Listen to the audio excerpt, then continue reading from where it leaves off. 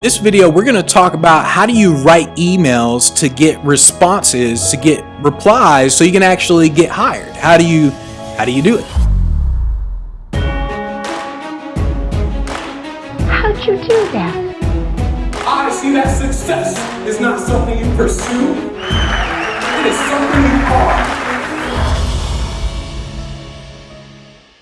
All right, so I got an email from someone who said this. The email said, in order to send an effective email that gets a reply, it takes me about 20 minutes to research the right contact person for the event, find their email, and add a slight personal touch. I have about a 20% response ratio from these emails, but I find that I can knock out about only 10 of them in about 3 hours. Is that typical, or am I working inefficiently? Then the second question he asked was, when I do get a favorable response in the form of what's your rate, where, dang, I jacked all that. Let me start all over.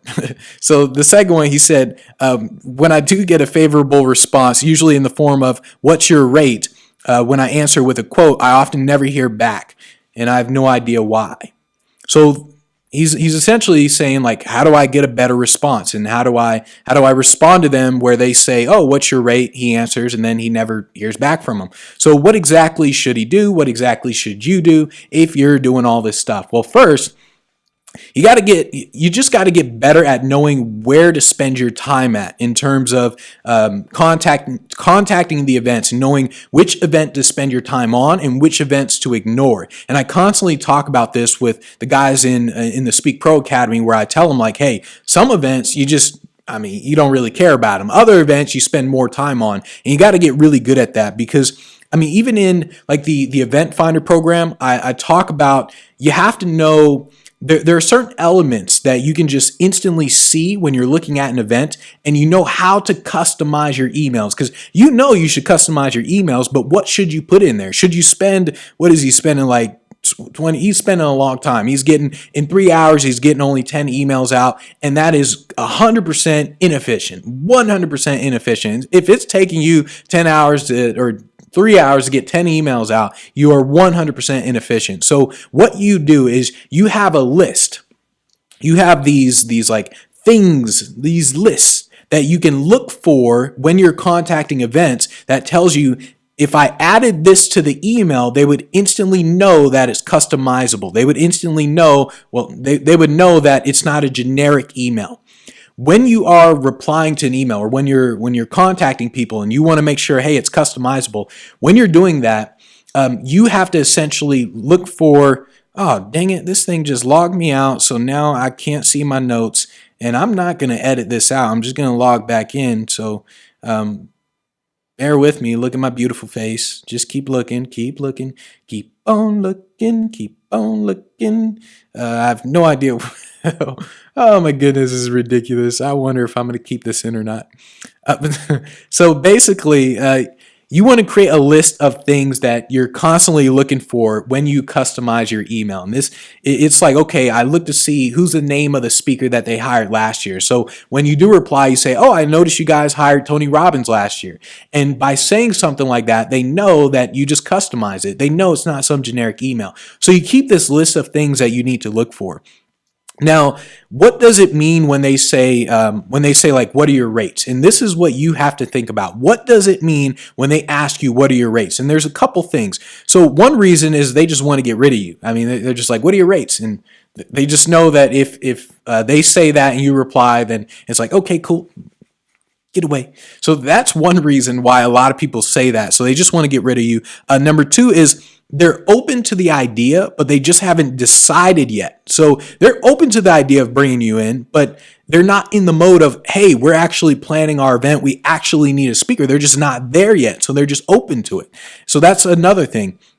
And then also, if they asked you immediately, like right after you pitch your services, then you need to understand that they're open to the idea, but they haven't made that decision yet. So that's what happens when they're open, but they haven't decided, is when they say, well, when you say, hey, what do you think about having me as a speaker, because I'm the greatest and all that, and they say, well, what are your rates? Well, you need to think, okay, they're open to it, but they just haven't decided. They're not sure yet. So that's the psychology that needs to happen inside of your brain. And also, you can't really know the difference between the two. You can't know if they're just saying it to get rid of you versus if they're saying it because they're really open to the idea. You can't know until you follow up. So that's the only way you know, until you follow up. And here's the thing, in the Speak Pro Academy, we go over these 5 things. We go over leads, contacted, responded, opportunities, and gigs. And opportunities, the 4th one, opportunities are signs of interest. This is where people say things like what are your rates? And we're interested. These are signs of interest that people have. And as soon as someone shows you a sign of interest, you need to do a couple things. You need to follow up, for one. So that is the biggest thing. You need to follow up, and you need to have an entire follow-up process in place. If you don't, then you won't get the gig. And when you say in the email, or when you said this, you said, what did you say? You said, when I do get a favorable response, I quote them and then I never hear back from them and I have no idea why. You never hear back from them. Why don't they freaking hear back from you? Come on, man, step up your game. I mean, you got to think, okay, it's not their job to reply back to you. It's not their job to follow up with you. It is your job to follow up with them. So when you say you never hear back from them, of course you don't. You never hear back from them. Why haven't they heard back from you? That's the key question. You always got to follow up. The next step in the process is the follow-up process.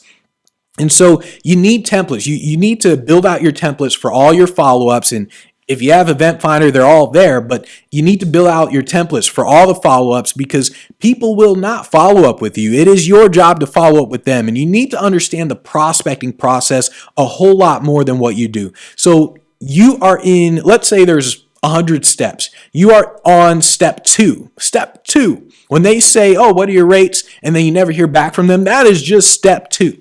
The rest of the steps, that's the follow-up. That's where you need to, that's where all the money is made. The money is made in the follow-up.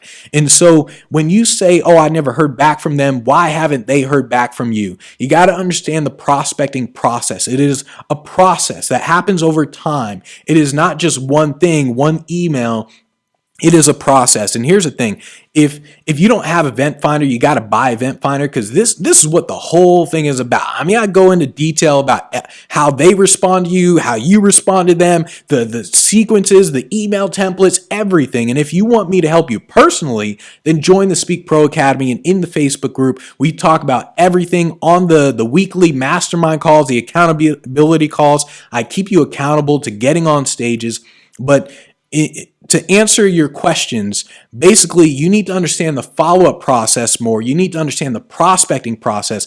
It is a process. It is not just 1 or 2 emails that you send out. It is a full-blown system that you have set up. And by having this system set up, by having a prospecting state of mind and saying, okay, I'm just now on step 2 of step 100, by having this state of mind, you say, okay, it is not their job to follow up with me. It is my job to follow up with them. Step up your game, man. Step up your game. Step it up. Step it up.